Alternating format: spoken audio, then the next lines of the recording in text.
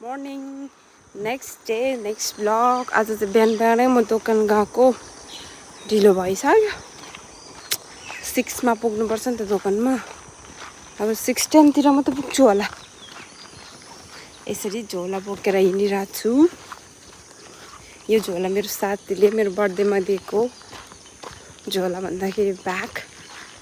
हेर्नुहोस् है सराउन्डिङ पनि बिहान बिहानैको भ्यू कस्तो दामी छ भने नि।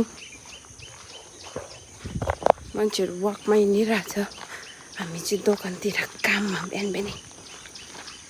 घर जाँदैछु, चाबी बिर्सेछु, दोकानको चाबी।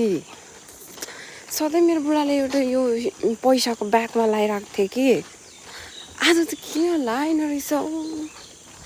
न उसले गाडीमै छोड्यो, फेरि गाडीमै छोड्यो भने फेरि माथि गएर चाबी लिएर गाडी खोलेर निकाल्नुपर्छ। त्यसै मान्छेलाई बिहान बिहानै मातिर त म घर छोडेर यस्तो तल आइपुगिसकेँ कि मेरो बुढा त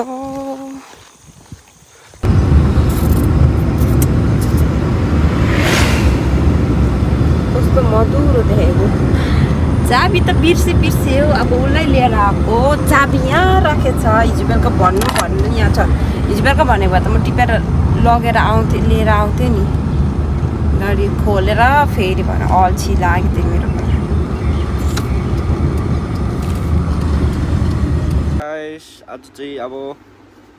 आज चाहिँ ब्रेकफास्ट खानु आँटेको।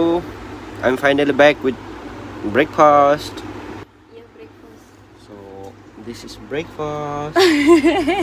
घोप्टाउन यसरी। बेस्ट थिङ चाहिँ के छ, मैले मेरो बुढालाई भ्लग बनाउन भनेको, फोन घुमाउनु जानिन। बेस्ट थिङ चाहिँ उसको यो हो अरे, यो कालो कुखुराको मासु छ।